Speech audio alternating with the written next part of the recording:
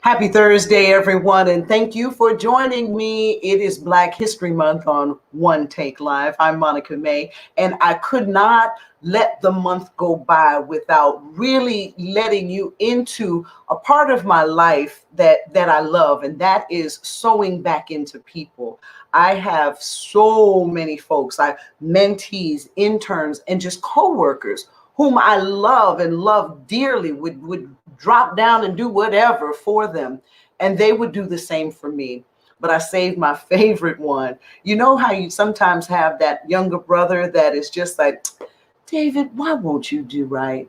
But all along, he's just doing him. And I wanted to introduce you to him this evening and just have some fun. He's an actor and comedian, and he is doing the damn thing. Do you hear me? Ladies and gentlemen, welcome David Payton.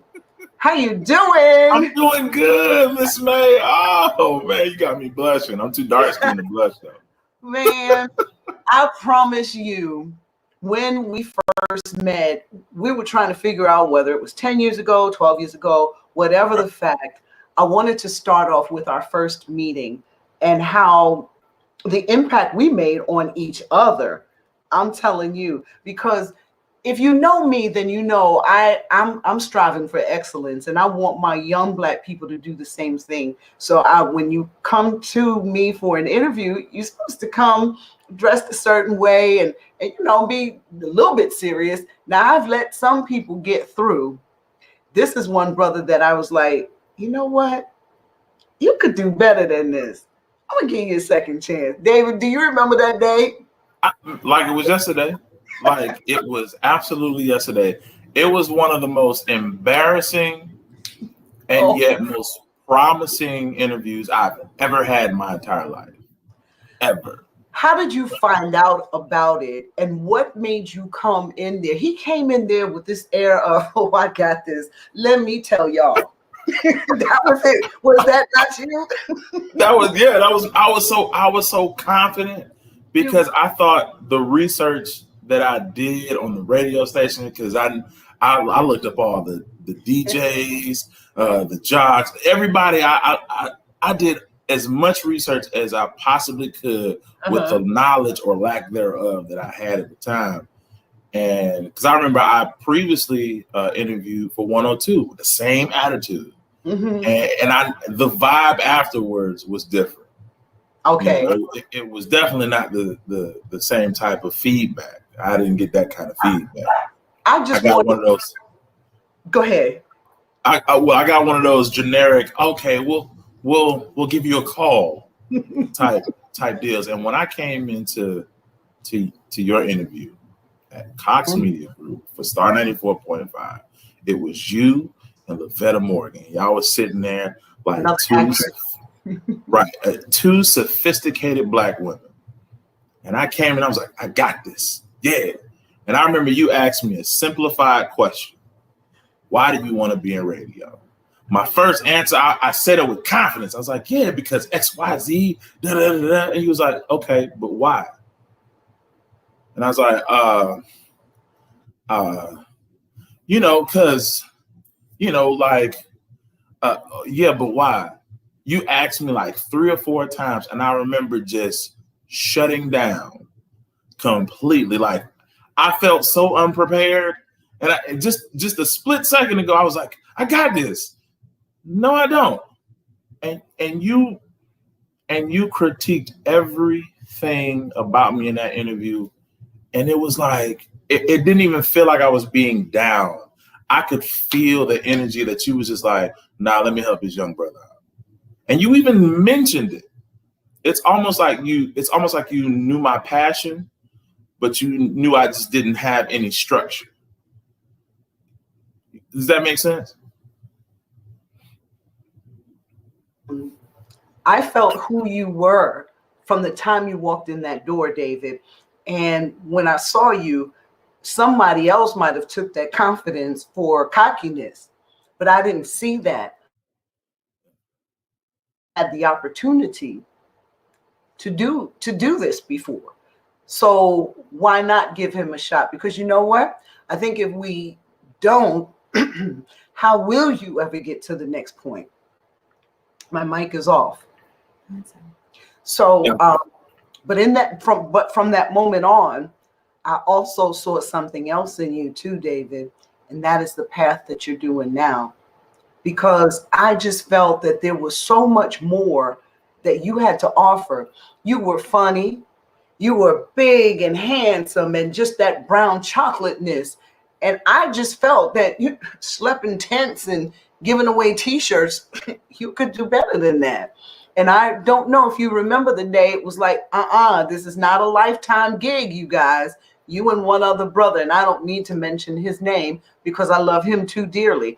But I wanted you guys to move forward. And you did. You did the gig with Tom Joyner for several years, And then, David, let's talk about your acting, though, because I am so proud of you. So proud of you. Like, I wish I could just be in the room with you now and just squeeze you. Well, also, what I want to, before I get in, I do want to say this, and I want to share this with everybody. Like, you are historical. You are a living history monument, because you've touched so many people, including myself. Like I said, that interview changed my life. That interview motivated me. If it wasn't for that interview, I truly believe that I wouldn't have had this opportunity in acting. I truly believe that, because you awakened a part of me that I didn't think I had. It's like I needed that one little push, and you was like, in that interview, was like, nah, you need to fix this, and this. Your resume, fix this, and this. And when you do that, you call me. I remember going straight to Valencia Library, fixing everything you told me. That very moment I was finished, and the rest is history. Yeah. But when I dig into the acting, I really started taking it serious. Mm-hmm. And when I got this big break with WandaVision, that's when things started to get serious. And you have done so many things leading up to that. This young man is from Tangelo Park, went to Valencia, was in the armed services as well, but he came back here. And David, you had your mission already planned, but I was just like, let me kick him out like a mother bird kicking the whatever you would call the baby bird. I would just kick him out this comfort zone. So pretty much the mother eagle kicking. Yeah. So tell us your trajectory. You were at the station. You did the Tom Joyner cruises for several years, and on those cruises, you did what? I was doing similar to what I was doing with Starring the 4.5. I was doing like promotions. Okay. But they gave me a little bit more responsibility. Like, they let me host events, and I think that kind of helped propel my career in a sense. My second to last year working with Tom Joyner, I had the opportunity to meet Tyler Perry. Mm-hmm. And instead of meeting him, I didn't get the opportunity to meet him, but I did meet his casting director, which was Raven Drummer. Okay. And I made a connection with her. Later on, like a year or so later, when I moved to Tampa, got my promotion from my corporate America job, and I was still pursuing acting, she came to my acting class. Oh, that was it. Crazy. So that was a great connection. That was another key connection in my life that stuck with me, because she taught me, as far as, the craft of acting, especially with like tape auditions, you have to create a beginning, a middle, and an end. And that stuck with me. Quickly, huh? Right. So that stuck with me, and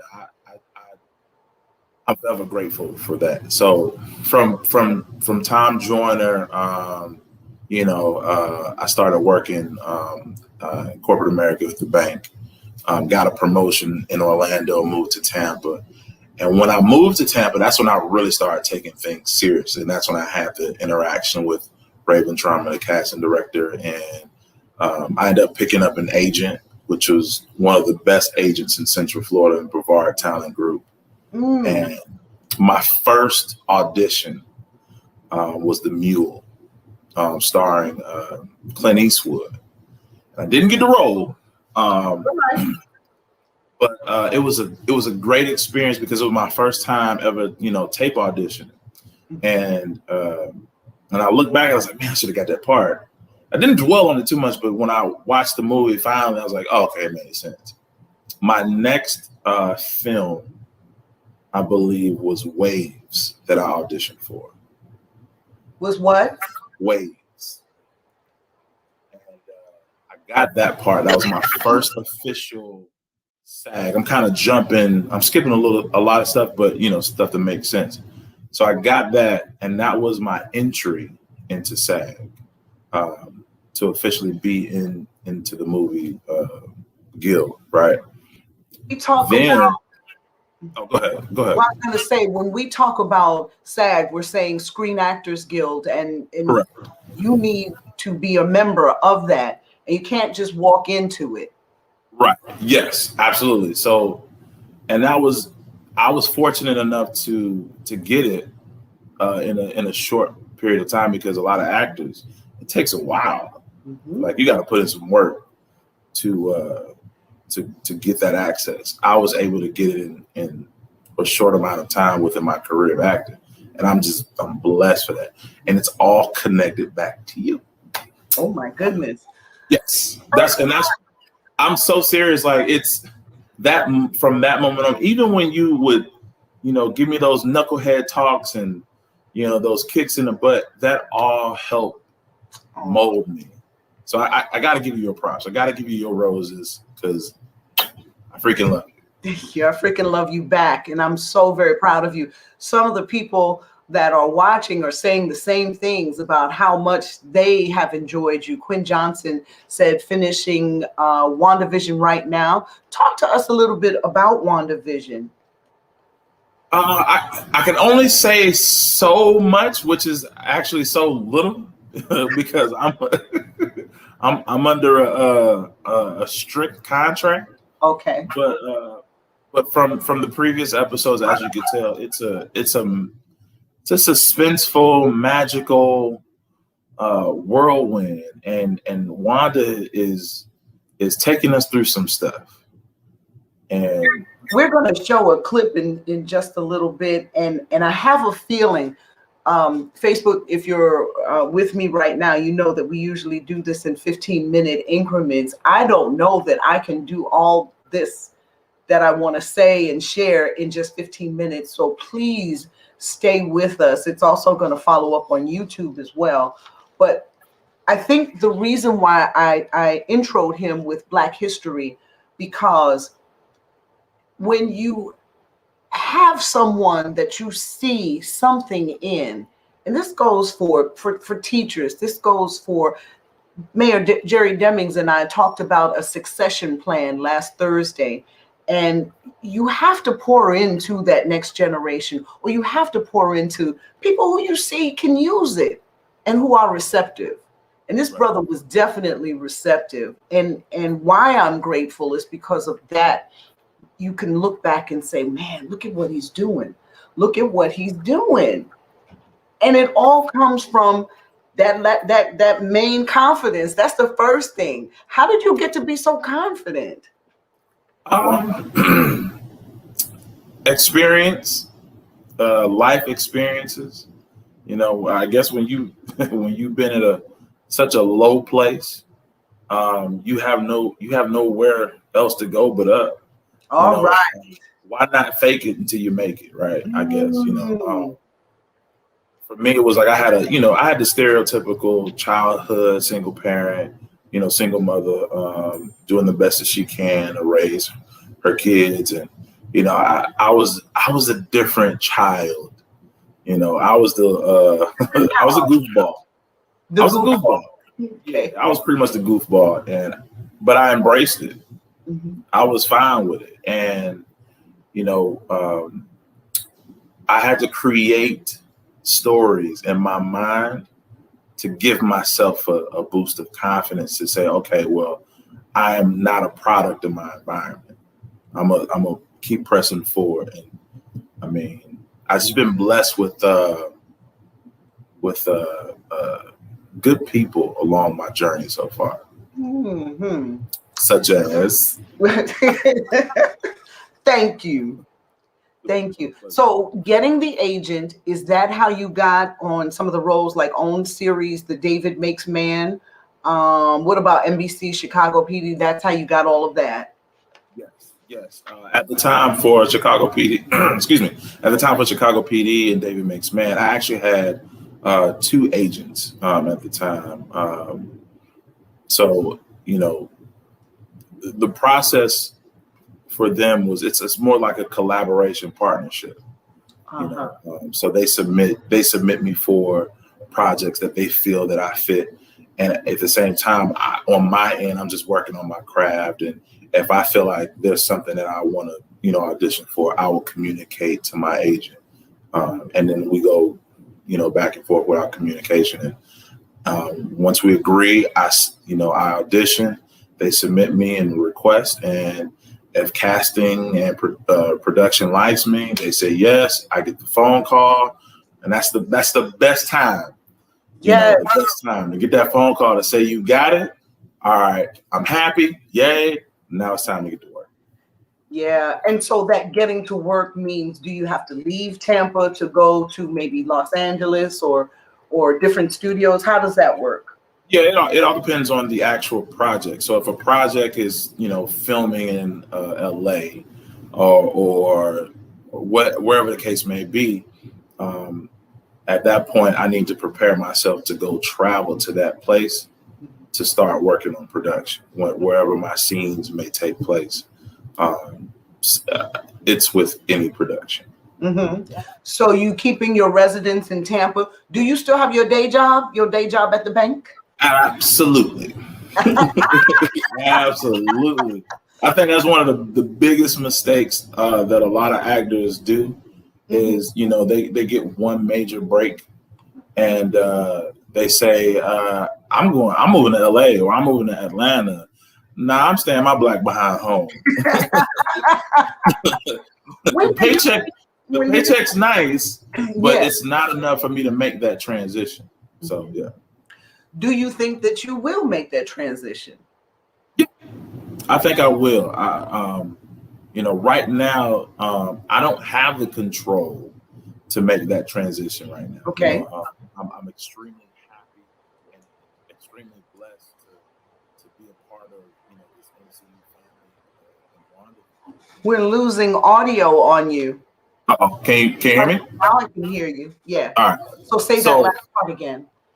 So I'm extremely blessed and fortunate to be a part of the MCU family with WandaVision. But I know that I still have a life outside of acting. Can you still hear me? Yeah, I hear you now. Okay. Life outside of acting. Right. So for me, I want to make a logical and realistic decision before I make any moves right now. Because you would think that being that I'm in this project that I want to make that big move right now. And that's just not the case. Right now I'm still grounded. I'm still in Florida, but I'm still working on my craft. So when that time comes, I'm gonna definitely make that move. All right. Okay. I just wanted to share what David wrote to me. I was just so, I have people who have actually worked with me as interns. David and I just worked at the same radio station, and he worked a lot of my events through Star Cares, but he basically went on to work general promotions, and he was very good at it. But I've had people that have gone on that have worked directly with me, and they worked for BET. Some of them are acting in Los Angeles, Lavetta, all kinds of things. And one of the things they'll say is, "Ooh, she's hard as heck," but they got it. They got the swift kick, and they did something with it. And so for that, I say thank you, David. For that, I say thank you for not taking that personal, but I just saw something in you, and I just wanted the best from you. And I expected that. And thank you for giving me my propers.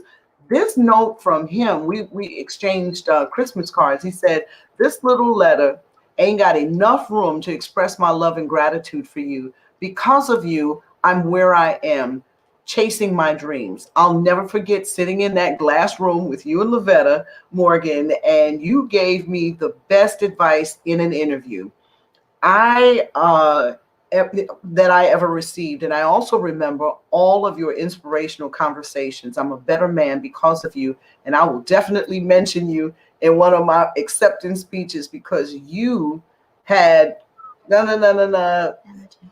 you had that much of an influence in my life.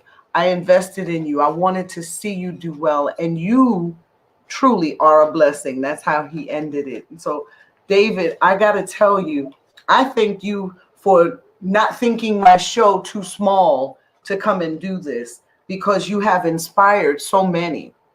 There's other David Paytons out there. Your turning point from Tangelo Park to WandaVision was what? What could you sum that up with? What was your turning point? That's an amazing question. See, there you go with them. It never stops with you just pushing me to be great. Oh wow. I would, if I would have to say my turning point from growing up in Tangelo to now, I would have to say my faith and my determination and believing in my destiny. That's a great answer, man. You got more? Come on. Well, I mean, because, when I was mentioning earlier about being a product of your environment, it's very easy to get comfortable and content with where you are. I have no regrets of growing up in Tangelo Park, none whatsoever. It helped mold me into the man I am today. But it also taught me that it's not my stopping point. It's not my end game. And I think that, a lot of us, when you grow up in those kind of areas, you're either content or you find a way to grow and move forward. I had to stay faithful to my destiny in order to do that. Well, what you may not know is that I'm from the projects in New York. So I know that. I know that from them butt kickings. That's not a surprise. That's not a surprise at all. So I know how that feels about it not being your destiny. You just want more. You right. Just want more. And you deserve more. So with that being said, this is our final segment for Black History Month, and we have covered the mayor, like I said, and several other people. Next week, we're going into Women's History Month, and David, we have a gynecologist set. We have a state representative set for that time. We have so many wonderful things coming up that I hope that everyone will stick around. We're always on the clock, and I think they're letting me know that they're ready for me to go to the Marvel pick for this. But David, we love you. Please come back. Please know that the door is always open. The mic is always on and ready for you. David Payton, ladies and gentlemen. It's my little booger. I love you, Ms. Man. I love you so much. Thank you. I love you too. Just wanted to show this snippet of WandaVision. And now when your role, when you're coming on, when we're my role is Herb. I play the role of Herb. So I don't want to give away too much. But it's WandaVision on Disney Plus. If you don't have it, go ahead and download it. It's pretty inexpensive. Okay. It's a great show. Great. I just have watched pieces of it and I love it. So let's end up with this one. God bless you.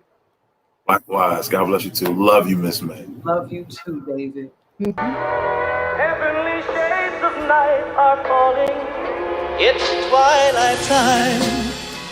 Wanda and Vision, aren't we a five-pair? This is our home now. I want us to fit in. Oh, this is gonna be a gas! Where did you two move from? How long have you been married? And why don't you have children yet? Our story. I think what my wife means to say is that we moved from... Moved from where? Married when? Damn it, why? Oh, Arthur, stop it. Stop it. Stop it. Stop it. Deep in the dark, your kiss will thrill me Is this really happening? like days of old, lighting the spark of love that fills me. Am I dead? No. Why would you think that? Because you are. Each day I pray for evening just to be. We are an unusual couple, you know. Oh, I don't think that was ever in question. At last at twilight time. That's what I'm talking about. You got it, dude. Peace out.